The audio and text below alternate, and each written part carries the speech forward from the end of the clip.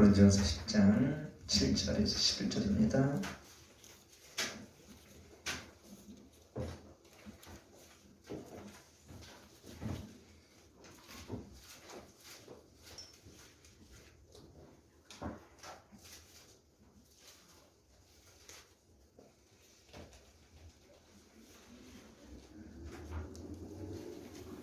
그래서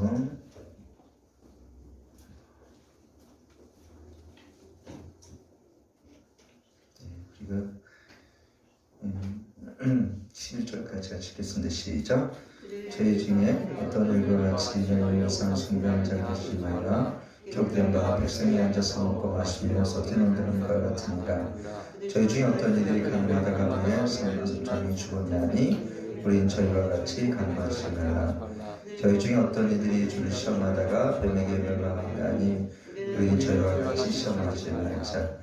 저희 중에 어떤 일이 원망하다가 멸망시키는 자에게 멸망하나니 너희는 저희와 같이 원망하지 말라. 저에게 당한 이런 일이 겨울이 되고 또한 말세를 만난 우리의 경계로 기록하느니라. 아멘. 예, 우리 레위기 26장 1절도 같이 한번 들어가겠습니다. 시작. 너희는 자기로의 우상을 만들지 말지니 목상이나 주상을 세우지 말며 너희 땅에 조각한 섭상을 세우고 그에게 경배하지 말라. 나는 너희 하나님 여호와입니다. 아멘. 예, 오늘 11절에 보면 본문에서 저에게 당한 이 일이 거울이 되고 또 말세를 만나 우리의 경계로 기록하였느니라. 이렇게 기록이 되어 있습니다. 그래서 이것은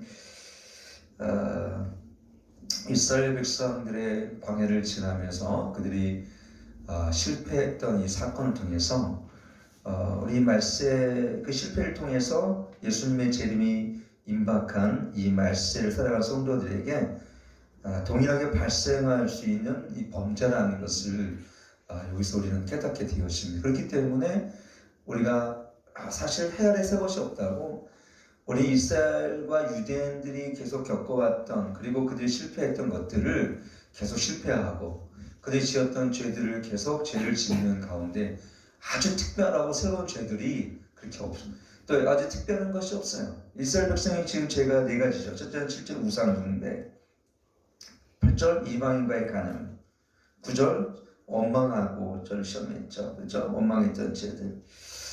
그러니까 이 공통점이라는 것은 뭐냐면 하나님 중심이 아닌 자기 중심화되어 있는 우상이라는 거죠. 우상 여기서 보게 되어지면 그래서 여러분 우리가 이 특별히 7절에 있는 우상 숭배라는 것은 출애굽기 32장에 보면 나와 있죠. 모세가 40일 동안 주야로 금식하며 하나님 이스라엘 백성이 어떻게 예배하는 법을 가르침을 받으며 기도하고 금식할 때에 그들은 저 산 밑에서 금송아지를 만들어서 우상을 숭배하는 일이 일어났습니다.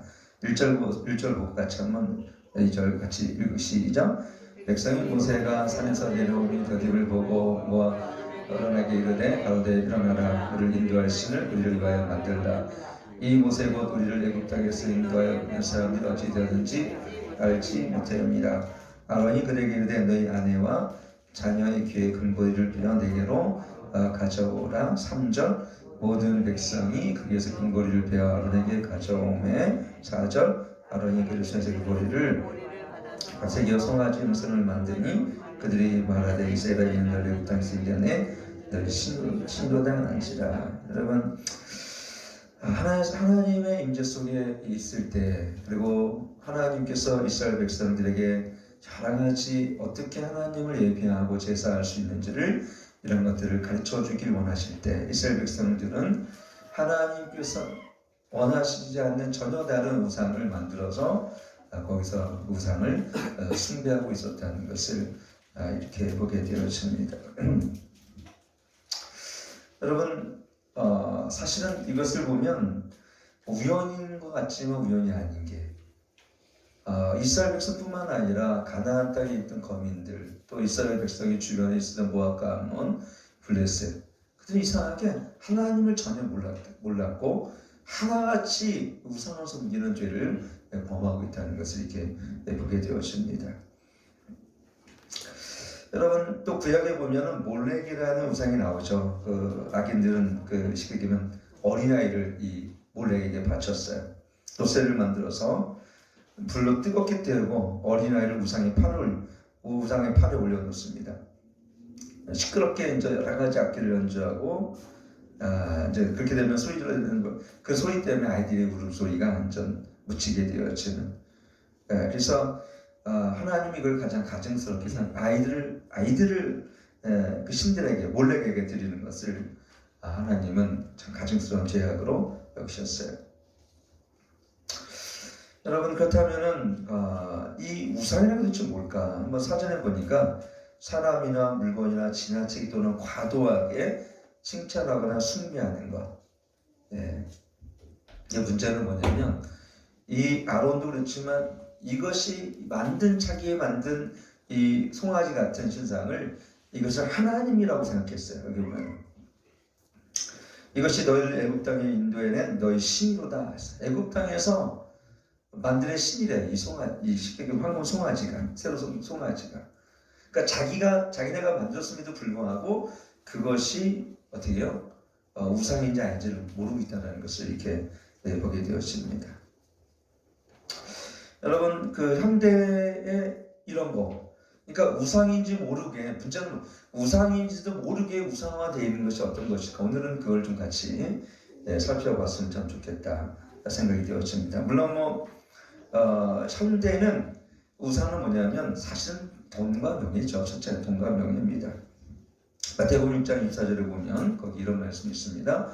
우리가 잘 아는 말씀이죠. 읽겠습니다. 시작. 한 사람이 두 죄를 섬기지 못할 것이니 고기를 미워하여 저를 사랑하거나 고기를 중히 여기며 저를 정히 여기니라. 저희가 하나님과 저를 겸하여 섬기지 못하리라. 오늘 현대인들이 살아가면서 참 뭐랄까요?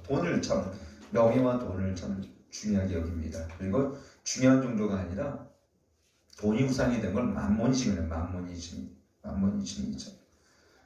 여러분 돈 자체가 악은 아니에요. 돈을 사랑함이 악입니다, 사실은. 그러나 돈이 있으면 있는 것을 마음을 뺏기는 것은 당연한 것 같아요. 그래서 돈이 많은 사람은 내가 사실은 이 경건 훈련이 제대로 되지 않은 사람은 돈으로 말미암아 어떻게 됩니까? 모든 관심이 어쩌면 이 많은 재정을 지키고 보존하고 또 이 재산을 또 증식해서 뭔가 더 많은 재산을 늘리고자 하는 욕심들이 생겨나는 것을 우리 뭐냐면 또 탐심이라고 얘기합니다. 그래서 골로새 3장 5절에 보면 이걸 또 우상이라고 얘기했는데요. 같이 한번 읽겠습니다. 시작. 그러므로 땅에 있는 지체를 죽이라. 곧 음란과 부정과 사욕과 악한 정욕과 탐심이 다스리는 우상들입니다. 이것들 인하여 하나님의 진노가 순종치 않은 자들에게 임하니라. 여러분 오늘날의 황금 송아지는 뭐냐? 저는 이 탐심이라고 생각합니다. 옛날에는 우상들이 보이는 것 형상화되어 있다면 오늘은 보이지 않고 은밀함 속에 내 안에 감추어진 것들이 우상이 된 게 많아요. 저는 이 보여지는 것, 분명히 송아지처럼 아니면은 코끼리 신상을 만들거나, 내가 어저께 전화 왔다 그랬잖아요. 어저께 또 목사님이 전화 왔는데 어머님이 수십 년 동안 거의 불교와 스님 복장도 있고 그런데 이분은 참 신실하게 목사님이 됐어요. 근데 어머님이 나이가 92세 되셨으니까 미국에 있는 딸을 통해서 계속해서 우상을 없애자고, 그리고 세례를 받으라고. 그래서 아마 오늘 세례 받고 오늘 저하고 같이 우상을 없애자. 근데 이 상아로 만든 이 묵주부터 시작해서 상아로 만든 코끼리, 염주, 그다음에 염주는 천주교에서 말하는 게 묵주고요. 염주, 죄송합니다. 염주, 그다음에 점주, 그다음에 이제 코끼리 상아, 그다음에 이 부처상들이 장목도 큰 거 엄청나게 많대요. 그래가지고 1톤 트럭 정도는 돼서 이걸 저랑 같이 하자는데 사람들이 무서워서 안 하나 봐요. 그러니까 저랑 매일 같이 기도하니까 목사님 이거 같이 불로 태우자 그래가지고 화요일 날 불로 태우러 갔는데 여러분 구경하실 분은 화요일 날 기회 오시면 그때 저랑 같이 가면은 불로 태워진 우상들이 어떻게 불로 태워지는지를 여러분이 생생하게 거기서 볼 수가 있습니다. 그래서 이걸 상하도도 가져갈까봐 이걸 어떻게 처리할지 모르겠어요. 땅에 파묻을지. 우리 그래서 공평에 가면 그 땅이 있으니 거기에 묻어질지, 아는 집사의 땅이 있으니 거기에 묻어버릴지, 아니면 이걸 어떻게 해야 될지 저도 이제 고민 좀 오늘 하다가 그 우상을 이제 구실러 가야겠죠. 여러분 오늘날 이렇게 형성화되어 있는 것들은 청나는 부처상부터 해서 뭐 아까 얘기했던 것처럼 뭐 뱀부터 해서 코끼리, 심지어는 힌두교는 뭡니까? 소죠? 소인가요? 힌두교는 힌두 원숭이, 소 이런 거죠. 어쨌든 이런 것들 형성화되어 있는데 오늘날 현대의 우상은요, 여러분 집에다가 여러분 코끼리나 뱀 이런 거 갖다 놓습니까?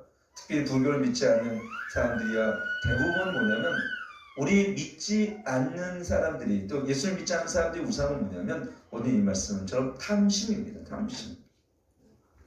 이 탐심은 뭡니까? 이것은 자기가 주인 되어 살아가는 악한 열매가 탐심이에요. 이거는 뭐 탐심은 왜 그러냐면 이유 없이 어떤 특별한 목적도 없는데 무조건 소유하고 쌓아두려는 마음이 탐욕이고 탐심입니다. 그리고 탐심을 가진 사람의 특징은 뭐냐면 수단과 방법을 가리지 않고 그런 물질과 돈을 소유하려는 성향, 즉 욕심을 갖게 되어집니다. 그러니까 이것은 뭐냐면 항상 성령님과 반대되는 성향을 갖는 것이 탐심이에요. 오직 그러니까 성령님은 어떤 것을 다른 사람을 나누게 하시고 긍휼을 베풀게 하시고 물질이 있어요. 근데 탐심이라는 우상은 뭐냐면 오직 자기만을 위해 살게 하고 자기 자신을 위해서 이익을 위해 소유하게 하고 목적도 없어요. 나누는 게 목적이 아니라 우리 마음에 있는 이 탐욕의 노예가 되게 한다는 것이 문제입니다. 그래서 어떤 경우 보면 정말 많은 재산을 갖고 있음에도 불구하고 그 탐욕의 노예가 되어서 수단과 방법을 가리지 않고 어떻게요? 그것을 소유하게 하고 또 소유를 위해서 어떻게 사람들을 심지어 살인까지 하는 일들이 주변에는 굉장히 많아요. 특징은 뭐냐면 아니 저렇게 많이 재산을 갖고 있는데도 불구하고 더 가지려고 해? 이러한 물음표가 생겨요. 도대체. 그래서 난 주변에 보면 우리도 놀라는 건 뭐냐면 어떤 재산세라든가 또 상속세라든가 요새 종부세가 논란이 많은데요. 아니 뭐 5살짜리 7살짜리 초등학생들이 집이 뭐 건물이 뭐 수십 채씩 갖고 있는 아이들이 있고 그 종부세를 그냥 어떻게 내는 거예요 도대체 그거는. 그리고 두 번째 뭐냐면 수십 채 아파트를 갖고 있는 사람이 생기고 어떤 이거 우리나라의 부동산법이라든가 이러한 부분들의 사각지대죠. 이런 법을 이용해서 어떤 틈새를 이용해서 그렇게 소유하는 사람들의 특징을 보면 아니 가만히 생각하면 집을 20채 갖고 있어도 100채 갖고 있어도 자기가 집을 사는 건 아니잖아요. 남이 살고 있겠죠. 뭐 거기서 뭐 월세를 받든 뭐 전세로 살든 간에 자기는 부유할지 모르겠지만 그 집을 관리하는 거 그거 보면은 대단한 어떤 열정이 필요하겠지만 그러한 한 20채 갖고 있다 해가지고 사람이 욕심이 없어지는 게 아닌 것 같아요. 20채 갖고 있으면은 더 많은 사람들을 상대적인 비교를 하겠죠. 그래서 많은 사람들이 상상할 수 없는 돈을 갖고 있어요. 1%, 상위 1%의 미국에 있는 부자들, 또 한국에 있는 부자들, 중국의 부자들은 뭐 우리가 상상한 것 이상의 재산을 갖고 있는데도 불구하고 그 사람의 특징이 뭐냐면 늘 자기가 재산이 부족하다는 마음을 갖고 있대요.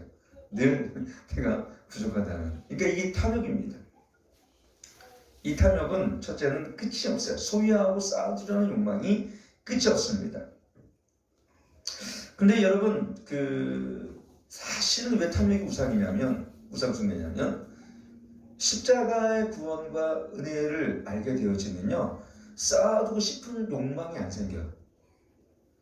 여러분이 정말 복음 안에 예수님을 인격적으로 만나고 하나님 나라의 영광을 여러분들이 정말 그의 진리를 깨닫는 순간 그 자유와 그 기쁨과 은혜가 하나님의 그 십자가 안에 부유함으로 내가 옮게 된 것이라면 나의 부유함이 원천적으로 주님 안에 있기 때문에 여러분 다른 것을 또 하나 뭔가를 쌓아두려는 어떤 그런 마음과 소망이 없어져요. 우리가 그런 상대적인 빈곤이 뭐냐면 주님을 인격적으로 만나지 못해서 아니면은 우리 이것을 제가 늘 얘기해요. 결핍 증상이라고 하죠. 결핍. 하나님 사랑의 결핍, 애증의 결핍. 이 사랑의 결핍은 항상 다른 형태로 나타나는데 뭔가 소유하려는 욕망, 쌓아두려는 욕망이 반드시 인간에는 있어요. 여러분 중에도 뭔가 여러분 뭐 우리 교회는 그런 분이 없는 것 같지만 정말 뭔가를 계속 쌓아두고 싶고 뭔가를 계속 그거 갖다가 축적하고 싶은 사람이 있다면 가만히 뒤에 경고인 분 한 번 좀 떼어줘.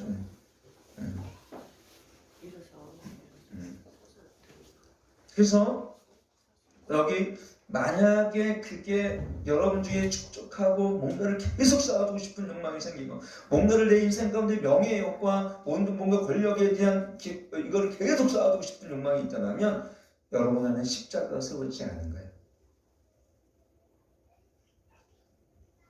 여러분 성경에 두 가지 용어가 많이 나옵니다. 하나는 로드, 주님이란 용어와 구원자, 구세주란 용어가 나옵니다. 근데 어떤 책에 보니까 이건 제가 세보진 않은 거예요. 구세주란 용어는 거의 40번밖에 안 돼요. 38번 정도. 구원자. 근데 로드라는 주님이란 용어는요.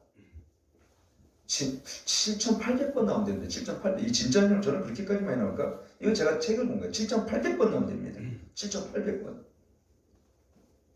왜 이 말씀을 드리냐면 우리 삶의 진정한 주님이라는 그분이 예수님, 예수 그리스도가 내 삶 진정한 주님이 되어주신다면은 어떻습니까?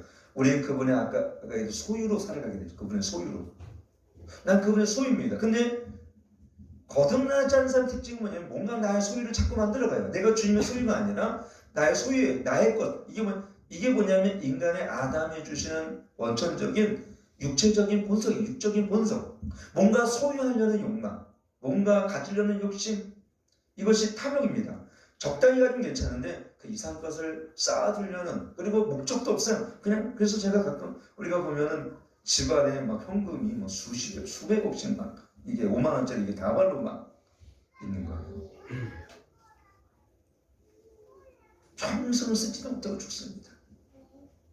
근데도 늘 자기는 이게 부족하다고 생각하는, 더 쌓아두려는 욕망. 왜 그렇습니까? 인간의 공허함 때문에. 가인과 같은 공허함.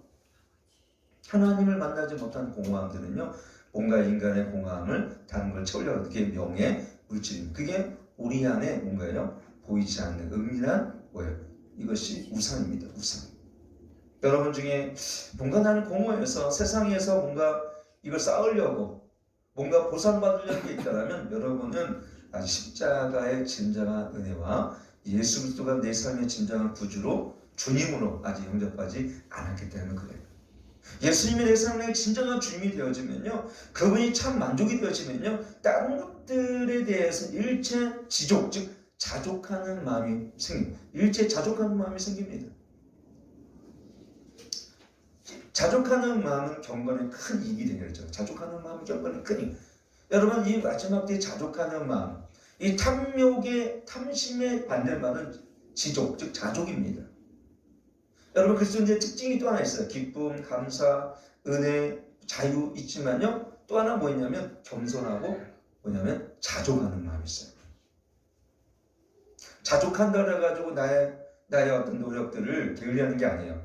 열심히 살아가지만 주님이 주어주신 한계들을 내가 인정하고 수용하며 그것을 내가 어떻게 감사할 줄 안다는 겁니다. 자족이라는 것.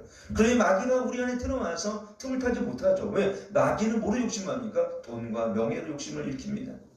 그래서 이 탐심, 이미 가진 거에 감사치 않은 것, 무조건 쌓아두려는 마음, 하나 성령님과 대치되는 마음이 탐이에요. 탐욕. 성령님은 계속 나누고 너를 자기를 부인하고 십자가를 짊어지며, 성령님은 구제와 긍휼을 우리 안에 계속 우리 안에 그런 당신의 인격을 변화시켜 가지만, 탐욕은 뭡니까? 아담의 본성처럼 또 가인처럼 시기하고 비교하고 그 다음에 질투하는 이런 마음을 계속 부어줘. 이게 내 안에 있는 우상의 열매들입니다. 마음의 탐욕이라는 또 탐심이라는 우상의 열매들이 계속 이것이 악한 열매를 맺어갔는데, 그것이 뭐 소유욕, 뭔가를 그래서 여러분들 쇼핑 중독 그런 사람이 있어요. 또 제가 아는 청년은 월급이 적지 않은데도 불구하고요.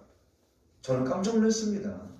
쇼핑 한번 하면은 한 달에 200만 원어치 되는 쇼핑을 그냥 이거저거 해서 다 사는 거예요. 그렇게 부자였던 자매도 아닌데도 불구하고 나중에 그거를 부끄럽게 생각을 하니까 감추겠죠. 어떻게 하다 보니까 좀 알았어요. 혹시 여러분 중에도 그런 분 있나요? 전화해서 쇼핑하면은 와가지고 야 거기 BMW 한 대 쇼핑 딱 해가지고 카드를 긁고 여러분 그런 거 뭐냐면 소유욕. 이거는 큰 내 안에 은밀한 우상을 쌓아두는 거 탐심이라는 탐심. 이 탐심은 또 과욕, 과식, 그죠? 이런 것들. 여러분 저는 먹는 걸 참 저도 좋아하는 편인 것 같아요. 근데 어떤 때는 먹는 것 자체가 우상이 될 수가 있어요. 먹는 것 자체가. 다들 원래 먹고 살기 위해서 그냥 하는 말인 것 같은데 다 먹자고 하는 거죠.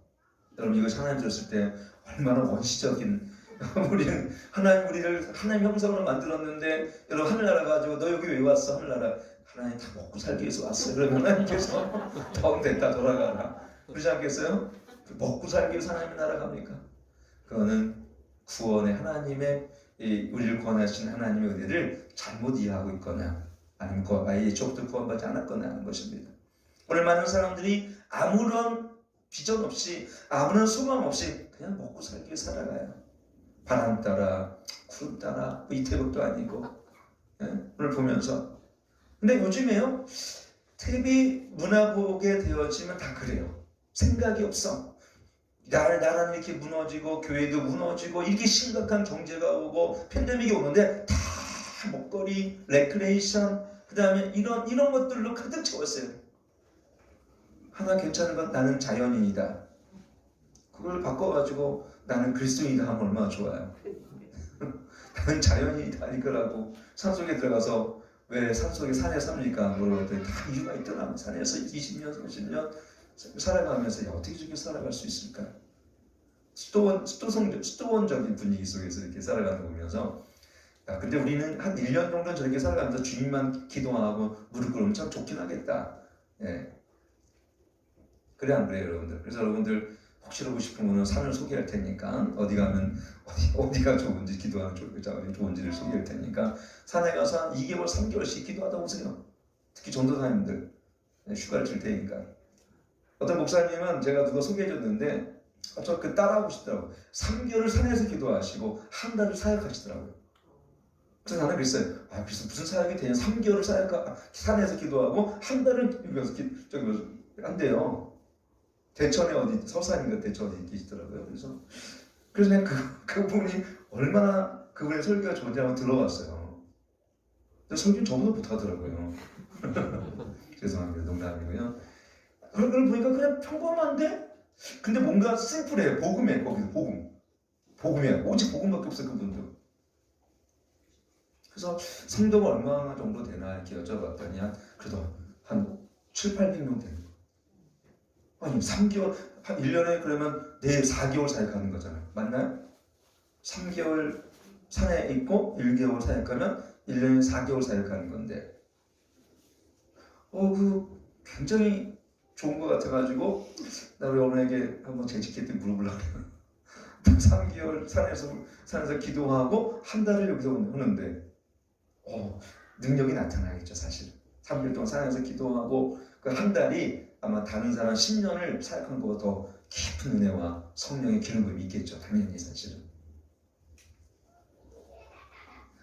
근데 우리가 여기서 이 중요한 건 뭐냐면 현대인의 이런 우상은 드러나지 않는 은밀한 것이라는 게 중요합니다. 그렇죠? 이것이 먹는 것, 또 오락.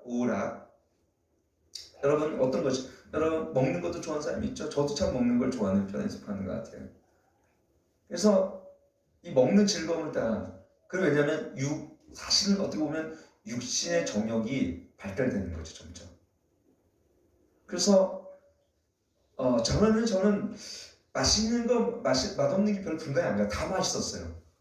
근데 요즘에는 맛있는 거 맛없는 거와 이거를 제가 이제 분간이 된다는 건 그만큼 미각이 발달되는 거예요. 영감이 발달되는데 영성이 깊어지고 영감이 발달돼야 되는데 맛없는 거 맛있는 거에 대한 이 구별이 간다는 말입니다. 영적 분별력이 발달돼야 되는데 그러니까 여러분 조심할 게 뭐냐면 먹는 것을 따라 살아가는 것 때로는 이것이 단순한 것 같지만 우리를 망치게 되어집니다.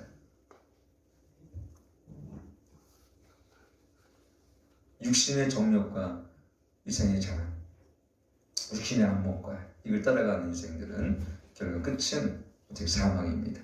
또 한 가지 저는 이 시대에 표면적으로 나타난 우상 중에 하나가 저는 뭐라고 생각하냐면은 이거는 내 표면적인 거라 그랬어요. 이거는 은밀한 게 아니라 스포츠더라고 스포츠. 저는 어렸을 때부터 축구를 좋아했고 야구를 좋아했습니다. 진짜 뭐 학교 끝나면 야구하러 가고 축구하러 가고. 그리고 이제 그 다음에 공을 친 게 이제 당구였던 것 같아요. 여러분 아마 당구를 여기 쳐보신 분 한번 손들어 보세요. 당구 쳐본 사람.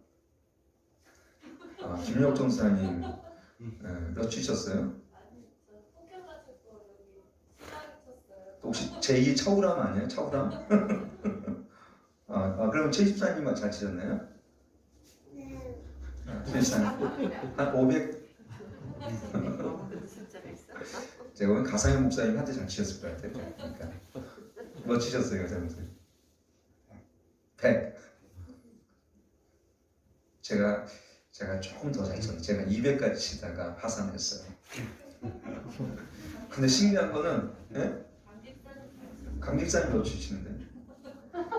이거 유튜브 나가면은 사람들이 그럴 거예요. 저 어떤 분들 이렇게 자유로워? 강집사님 300 치셨나? 250.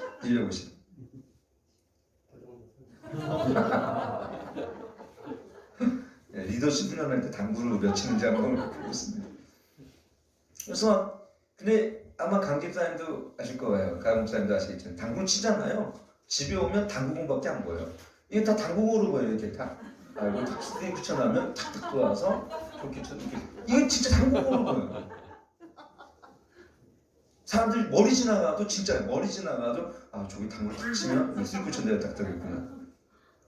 다른 건 진짜 어떻게 그렇게 됐을까?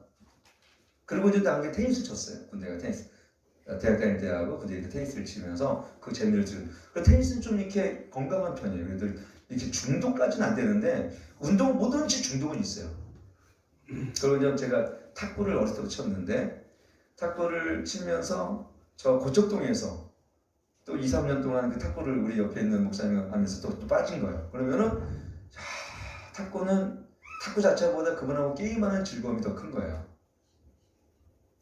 그러니까 그러면서 지금은 제가 이제 뭐 운동을 특별히 이제 누군가 같이 하면 중독에 빠지니까 제가 그때부터 솔직히 탁구를 안 하고 원래는 탁구를 여기 갔었어요. 여기 6단 탁구장이 있어요, 사실. 그 탁구장을 탁구를 치고 딱 갔어요. 그랬더니 거기 있는 사람들하고 탁구를 치는데 잘 치더라고요. 웬만큼 이렇게 치더라고요.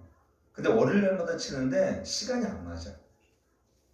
그래서 탁구를 그러면 걷기만 했어, 걷기만. 근데 걷는 것만큼 재미없는 게 없어. 걷는 건 중독이 안 돼. 걷는 건 진짜 중독이 안 돼. 걷는 건 또 걷고 싶은 생각은 없더라고. 오늘 걷다고 또 걷고 싶은 생각은 빨리 끝내야지. 걷는 건 괜히 싫어. 그래서 저는 지루한 운동을 싫어해요. 제 성격상. 재밌는 운동을 찾아가서 이렇게. 그러니까 남자고 게임하고 막 이런 걸 좋아하는데 그러니까 그런 것에 중독이 가는 거죠. 요즘에 제가 또 하나 있는 거는 축구예요. 근데 이제 하는 거에서 보는 쪽으로 제가 유럽 리그라든가 챔피언스 리그라든가 분데스리가 라리가 이런 데 어떻게 하겠어요? 솔직히 전혀 축구를 본 적 잘 안 봤어요. 그런 외국에서 하는 축구를 대한민국하고 뭐 북한하고 일본하고 하는 거 봤지. 그러니까 월드컵이라든가 올림픽 이런 것만 봤지 뭐 다른 나라에서 하는 축구 왜 관심인지도 몰랐어요. 또 어느 날 보니까 그 축구가 나오는 손흥민이가. 근데 그 축구를 보니까 내가 뭘 느꼈냐면 유럽에 특히 영국의 그 쉽게 얘기하면은 리그 있잖아요. 그 안에 있는 그 뭐라 그래요? 저기 영훈아? 영국 리그를? 응? 프리미엄리그. 그 이걸 보니까 경기장에 나와 있는 그 사람들은요 거의 우상이더만요. 선수 경기장에 나와서 응원하는 그 사람 얼굴 표정을 보면 이건 축구가 신이야. 축구신. 거기 나와 있는 유명한 선수들뿐만 아니라 경기에 지면요, 지면 진 거지. 그날 질 수도 있잖아. 근데 경기 어느 날 졌다가 선수를 총 쏴 죽여버렸어. 진짜 축구가 전 세계적으로 신이 됐어. 운동 경기가 겨우 신이 됐어요. 축구뿐만 아니라 야구도 그렇고 특히 축구는 유럽에서 특히 그 영국하고 스페인, 프랑스 세 개 나라는 거의 광적이에요. 광적. 특히 보니까 영국 그래. 영국. 이것이 상업화돼 가지고요. 이제는 영국뿐만 아니라 그 주변 유럽 전 세계 사람들이 축구 리그를 보면서 거기에 몰입도라든가 우리 생활에 있어서의 어떤 그 축구에 대한 이런 어떤 열렬한 지지 내지는 이런 것들이 그걸 우리 하나의 오락으로 본다면 그 자체 오락은 또 축구는 우리 신이 되었어. 너 기도할 수 있니? 좋아야 되는 지금. 예? 기도하고 있잖아.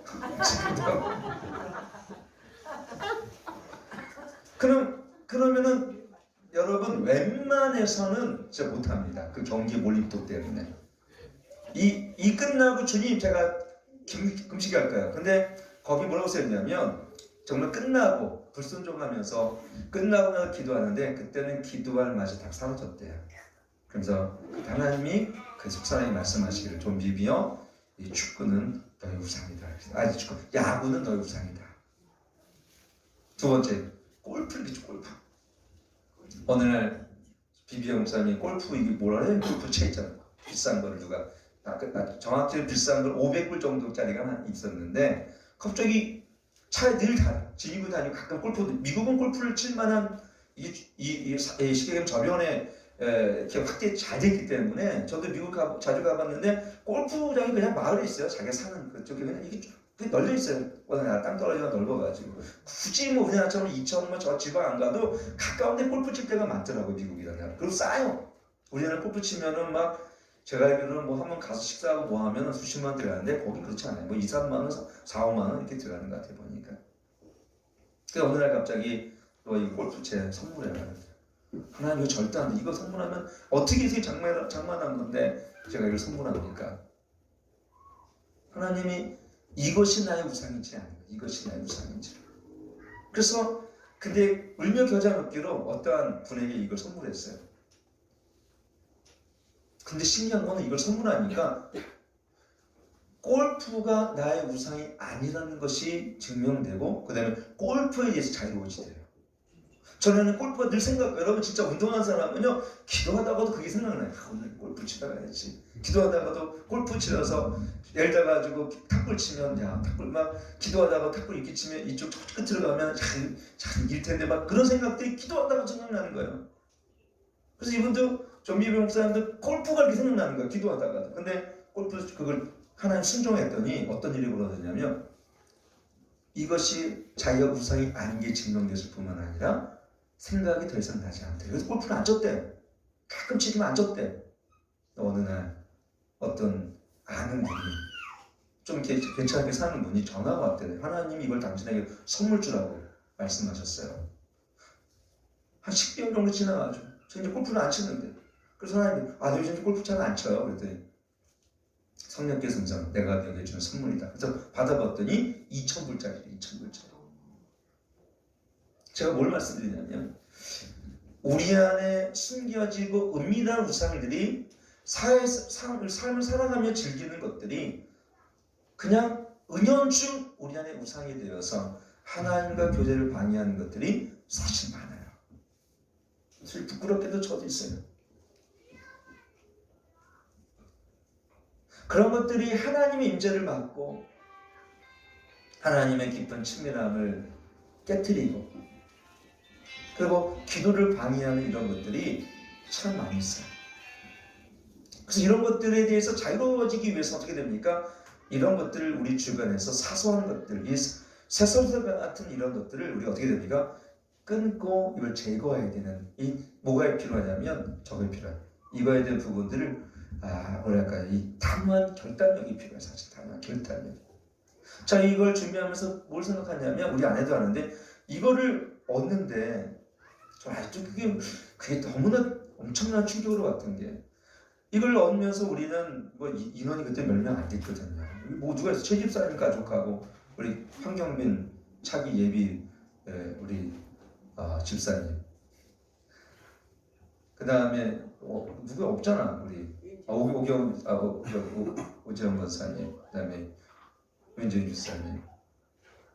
그 다음에 우리 하은이 우리도 강사를 도와주셨던 것 같은데 없어요. 몇 명 없었어요. 그러니까 이거를 운영할 수 있는 게 안 됐기 때문에 제가 아이들 생각난 게 튼튼 영어라는 거를 가맹을 맺었어요. 적지 않은 가격을 가지고 가맹을 맺었죠. 근데 어느 날 제가 여기서 기도하는데 매일 여기서 기도했거든요. 아무것도 없을 때. 근데 이걸 우리가 이사 오기로 결정하고 이걸 막 하는데 저쪽을 영어학원으로 저쪽을 내고 그래서 저렇게 좀 단독으로 독립된 공간이 필요하대요. 그래서 영어를 내고 막 하는데 그게 안 일어나는 마음을 주시는 거예요. 그리고 난 그것이 결코 하나님의 음성이 아니길 바랬죠. 왜? 우리는 기대하고 붙들 게 없었기 때문에. 근데 아니라는 마음을 주신. 그 다음날 왔는데 또 아니라는 마음을 주시는 거예요. 이게 성령의 음성인가? 아니라는 마음을 주셔서 또 어느 날 그게 기쁜 확신이 나와서 이게 하나님의 음성이시구나. 나는 그걸 의지하고 오는 거잖아요. 튼튼 영혼. 거기 수익성을 바라보고 그러면 어느 정도 이 임대 렌트비를 주겠지. 근데 그 순간 제가 그 다음날 그래서 하나님 주님이 아니라 하시면 전 여기서 교회만 할게요. 그리고 제가 튼튼 영어를 이 가맹을 제가 끊겠습니다. 근데요 그렇게 제가 결단하는 그 순간에 진짜로요 쇠사슬이 덜컹하면 끊어지는 소리가 나서 진짜로 내 심령에서 난 건지 그리고 내 마음이 뭔가 부러져 버렸어요. 부러졌어 진짜. 마음이 내가 붙들고 있었던 다른 걸 의지하는 이걸 부러뜨리시더라고. 그래 지금 탁 부러지더라고. 내 마음이 얼마나 가벼운지 몰랐어요. 그리고 이게 저는 신비한 현상이 있었잖아요. 신비로운 거였어요. 굉장히 그러고 보니까 내가 여기 이사 오는 건 되게 두려움이었어요. 우리 이렇게 큰 데 이사 왔을 때 혹시나 이걸로 오는 경제적인 그 더 어려움이 우리 가정에 오거나 우리 교회에 온다면 이제는 다시 재기할 수 없을 만큼이나 큰 어려움이 올 텐데 그것이 저한테는 진짜 막연하고 두려운 문제였어요. 분명히. 근데 그렇기 때문에 그걸 더 의지했던 것 같아요. 근데 내가 그걸 결단하고 하나님과 가맹을 제가 끊겠습니다. 내가 튼튼형을 하지 않겠습니다. 안 했잖아요.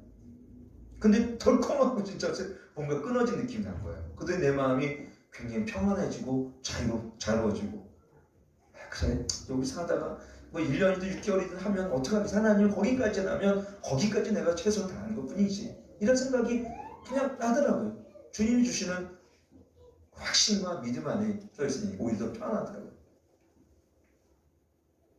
여러분, 때로는 우리는 강한 결단력이 필요합니다.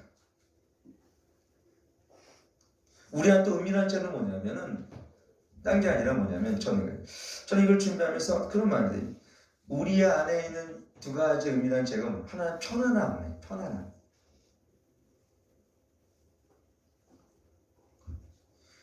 저는 우리가 이 시대에 살아가면서 평안한 노후 보장, 행복한 노후 보장. 이 평안함과 행복함, 이것은 이미 우리의 깊이 보이지 않는 은밀한 우상으로 자리 잡고 있어요. 포스트 모던 사회에서 가장 주는 것은 또한 자아실현입니다.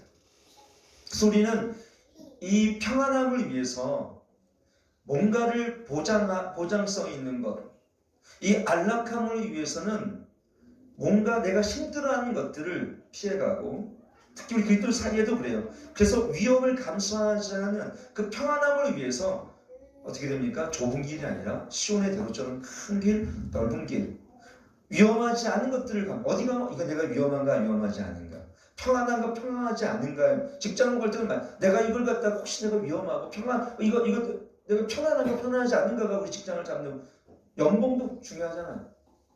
편안한가 편안하지 않은가. 두 번째, 이것이 나의 자아 실현이 되는가. 여러분, 기독교는 자아 실현이 아니라 오직 주께 영광. 살아도 주를 위해 죽어도 주를 위해 사나니, 살아도 여러분이가 살아도 주를 위해 죽어도 주를 위해 사는 존재로서 오직 하나님 영원토록 즐거워하고 오직 하나님께 영광을 돌리는 웨스트민스터의 신앙 고백처럼 살아가야 되는데, 우리가 오직 자기를 위해 살아가고 자기 존재, 자아 실현, 자아 성취를 살아가는 이것은 심각한 자기 우상입니다. 심각한 자기 우상. 그래서 사람들이 물어보면 다 그래요. 자기 자신을 위해서 뭔가 해라. 얼마 전에 보니까 러시아 퀴즈인가요? 난 깜짝 놀랐어요. 거기 얘가 여자인지 남자인지, 모습은 여자 같고 얼굴은 남자 같고 그래요. 트랜스젠더인지 모르겠지만 거기 뭐냐면 너희가 원하는 그거 같아. 너희가 원하는 네 뜻대로 살아. 네가 하는 거 하고 싶은 대로 오늘 성을 바꿔가면 살아. 그 얘기 은연중 그게 비춰. 네가 원하는 것 따라 살아. 네가 오늘 여자로 원하면 여자로 살고 남자로 남자로 살아. 그러면서 나는 차이나다면서 막 하면서, 근데 그 사진과 돈 빌리라는 거 무슨 차이인 건지 모르겠어. 그러니까 돈을 막 빌려서 맞고 살라는 건지. 그게 자아 실현이에요. 자아 실현. 여러분, 기독교는 자아 성취가 아니에요. 오직 하나님의 영광과 그 십자가를 위해서 자기를 부인하고 좋은 길을 걸어가며 가시밭길. 그러니 세상에 있는 문화와 우리 자녀들이 충분하면 이해할 수가 없는 거예요. 아니 어떻게 세상에 이 많은 자유를 누리라고 얘기하고 이런 컨텐츠와 이 많은 오락과 레크레이션과 이 많은 엄청나게 많은 부유함을 우리에게 쌓아도 복지, 그 다음에 이러한 자기 성취, 성공, 이걸 통해 주어지는 행복이라는 것을 분명히 가시적으로 보여줄 것처럼 보여줬는데, 우리 기독교는 그들에게 가서 아니 너희 것을 내려놓고 너 자신을 십자가 못 박으며 너 자신을 부인하고 십자가를 짊어지고 따르라고. 그러니 우리가 이 세상의 문화와 기독교의 복음의 진수가 만나면 엄청난 충돌이 안 생길 수가 없어요. 그래 안 그래요? 이 세상에는 새로운 바벨로니즘, 물질 만능주의, 육신을 위한 거잖아요. 육신을 위한 것. 더 이상 우리는 영혼과 자기 영혼을 불쌍히 여기는 마음도 없이 그렇게 살아갑니다. 그것이 마귀가 주는 가치의 전도입니다. 정말 중요한 가치들은 아무것도 아닌 것처럼 여기고 만들었고, 중요하지 않은 것들은 위대한 가치로 만든 사단의 전략. 그래서 어떻게 됩니까? 우리는 정말 중요한 자기 영혼에 대해서는 전혀 힘쓰지 않으면서도 불구하고 정말 중요하지 않은 육신의 문제로 모든 걸 여기에 목숨을 걸고 우리는 살아가는 것. 이게 자기가 우상화된 사람들의 특징적인 삶이에요. 특징적인 삶. 그게 뭐예요? 성취, 자아 성취, 자기 행복을 살아갑니다. 그렇다면 여러분, 오늘 그러더라고요. 92세 된 우리 목사님 어머님이 92세 되셨어요. 정말 강하고 대단하게 사셨더라고요. 똑똑하시고. 여러분, 강하고 대단하고 똑똑한 게 90세가 넘으면 아무리 강하고 똑똑하고 많이 배웠다 하더라도 있지 않습니까? 평균화돼요. 평균화. 75세 정도 지나면 80세가 되면 모두가 평균화돼요. 거의 평균화됩니다. 하버드 대학 나온 사람이나 초등학교 나온 사람이 대화 수준이 감이 똑같아요. 먹는 것, 입는 것. 보세요. 대단한 세계 경제 어떤 이런 한번도 정세와 국제 정세라든가 남북 간의 비교 이런 거가 대화 나눌 줄 아세요? 90세 됐는데 그렇게 나눈다는 사람은 그건 이상한 겁니다. 여러분, 나이가 드신 분이 지금 세계 국제 정세와 신냉전 시대의 중국과 미국의 이런 국방의 비교 구성도 이렇게 대화합니까? 그렇게 대화한다. 철학적 비교 분석, 그래서 무슬림과 기독교에 대치 이렇게 얘기 안 해요. 솔직히. 그는 정말 자기 우상이고 자기 실현일 뿐입니다.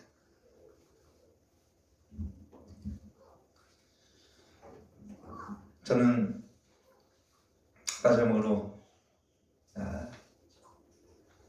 마무리하면서 이러한 자아 실현은 나쁜 건 아니지만요, 이 교육을 통해서 자기 자아 실현을 가르치 있는데, 근데 아이들이 그러다 보니까 모든 것이 자아 실현이 되니까 어떤 현상이 나타납니까? 자기 성취, 자아 실현들이 하나의 자기의 우상이 되어서 교회에서 가르치는 이런 모든 것들이 이제는 어떻게 됩니까? 이 대립이 되다 보니까 아이들이 교회에서 오는 이런 제자 훈련, 성경적인 교리, 이 말씀들이 그들에게 다가오지 않아요. 문제는 거기 있어요.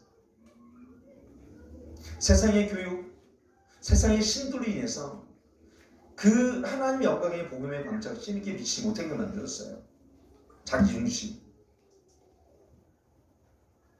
그러니까 하나님의, 그래서 제가 심각한 건 뭐냐면 우상이 만들어진 자기 확신, 자기 중심은요 결코 은혜의 빛들이 채워줄 수가 없습니다. 그 자리에 그걸 깨뜨리지 않아요.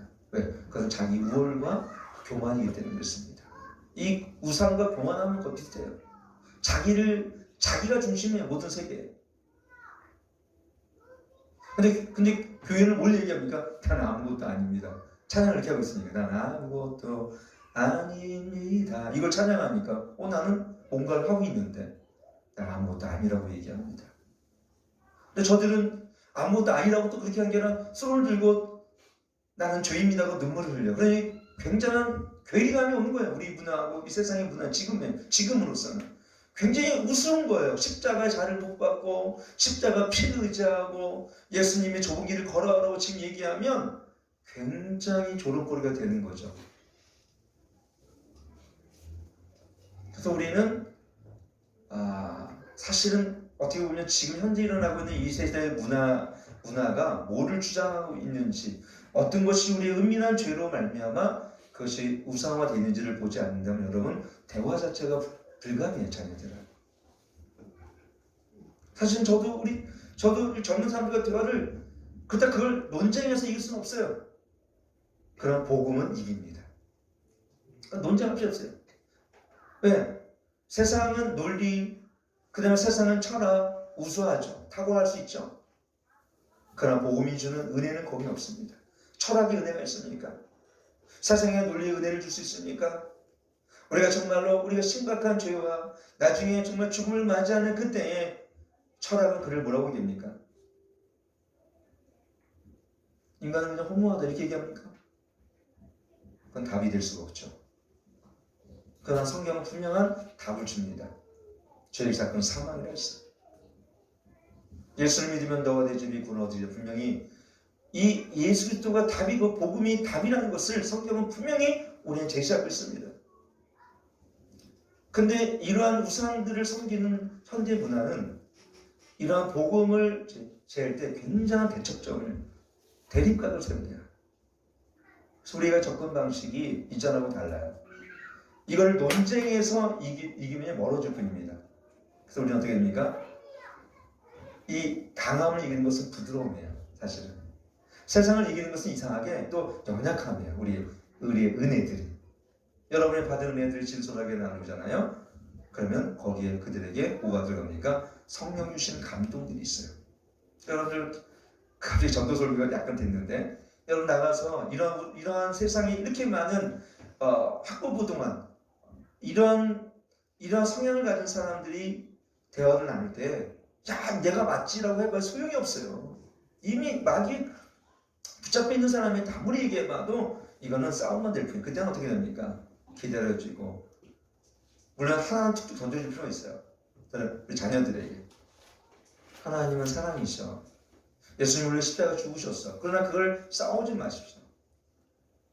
이미 그 안에 어둠 안에 있는 자들은 이걸 못 보는 것이 가능하기 때문에 오히려 불쌍히 여기는 마음으로 여러분 어떻게 됩니까? 인정하고 기다려주면 언젠가는 정말 때가 오면 그 복음 안에서 그가 변할 때가 있을 줄 압니다. 그래서 우리가 순간적인 복음을 전해야 돼요. 그거 씨앗이 돼요.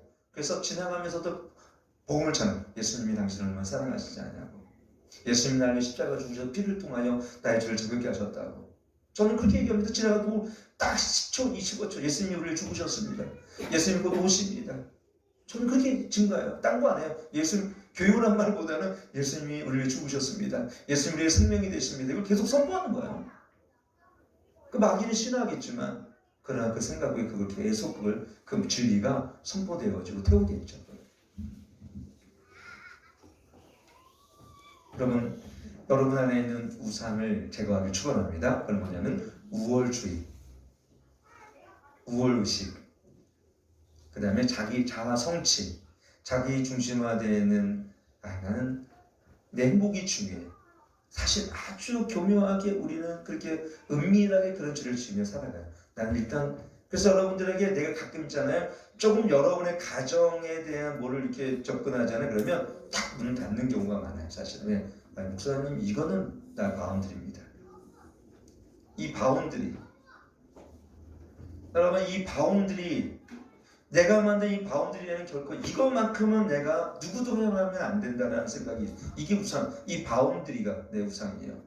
이 정도는 내가 규모 있고 이 정도는 경제력과 이 정도는 이 자유를 내가 늘 행복을 누릴 내 자유가 있지 않겠습니까 주님. 이건 목회자도 어떤 목사 심지어는 예수님께서도 이걸 나한테 침범할 수 없어요.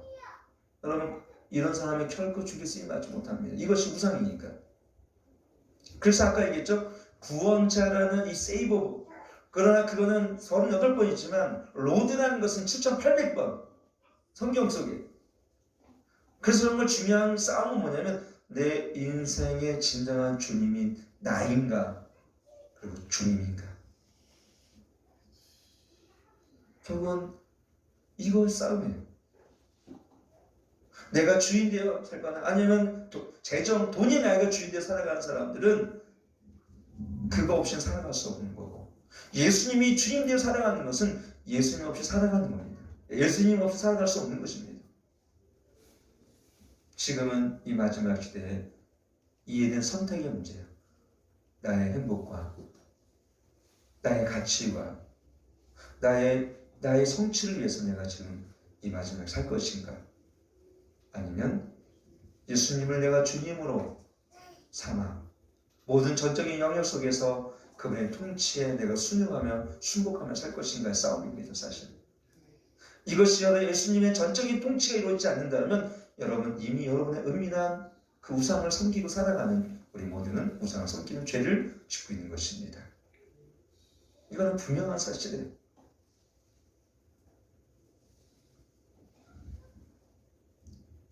오늘 여러분 자신을 열어놓고 정말 예수님이 진정한 우리 주님이 되시기를 여러분 선택하시고 선포하시며 이 바운드리를 깨뜨리십시오. 내가 이 바운드리를 쌓을지 나의 소유권은 없어요. 왜? 나는 전적인 주님의 소유권이기 때문에. 여러분들 보면 그게 있어요. 난 이 정도 바운드리 내가 있어야 됩니다. 이것만큼 내가 양보 못합니다. 나는 이 노선이 있어요. 마지막 노선. 이걸 여러분이 내려놓지 않는 한 주님께 쓰임받을 수 없어요. 주님은 30%만 내게 다오 이렇게 말씀하지 않아요. 너의 100%를 내게 다오 말씀하시는 거죠. 오늘 전 세계가 대한민국 특히 선진화되는 과정 속에서 물질 문명과 이런 어떤 복지, 오락, 그 다음에 이런 모든 것들이 어떻게 특별히 지성화된 사회 속에서 도시화된 사회 속에서는 우리가 자아 성취, 사회 실현이 굉장히 강조되고 있고요. 이걸 마치 뭔가가 어기면 이 바운더리를 뭔가 넘어오면 이거는 인권 유립 굉장히 중요한 일입니다. 하나님이 어떻게 동성애를 인권이라고 얘기한 적이 있습니까? 그건 말도 안 되는 얘기죠. 근데 우리는 이미 법적인 테두리 안에서 우리 모두가 그걸 지지하는 단이 아니지만 많은 사람이 지지하고 있고 언젠가는 모르겠어요. 언젠가는 얘기입니다. 그렇게 안 되길 바라는 마음이지만 언젠가는 그것이 넘어섰을 때 그것은 우리의 마음속에 있는 표현이 결과로 나타났을 때 우리 사회 표현들.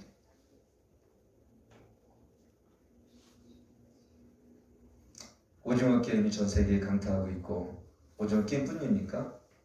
또 뭐가 있어요? 지옥? 나는 본 적도 없습니다. 보고 싶지 않은 그런 영상들이 전 세계에 이목을 끌고 있는데 그것이 우리의 삶을 반영하고 있는 것들이에요. 우리의 생각과 우리 가치를 반영하는 것에 꼭 영화가 나옵니다. 여기 언제부턴가 여기 모든 영화에 욕이 나옵니다. 정말 대단한 욕이 나옵니다. 그다음부터 놀란 것은 애들이 그 욕을 그대로 따라하고 있다는 거. 얼마 있으면 한 6개월 한 몇 년 있으면 애들이 그 욕을 그대로 여자애들도 다 쫓아가고 있습니다. 우리의 마음을 반영하는 것이 영화하고 문화입니다. 그래서 사단이 우리를 이렇게 만들어가는 거죠. 여러분 시간을 기도할 때 혹시 여러분 안에 은밀한 이 우상들, 특히 물질, 재정, 그리고 자기 자신의 우월성, 성취, 이것이 자기 자신을 우리 자신의 금송아지가 되는 거예요. 금송아지.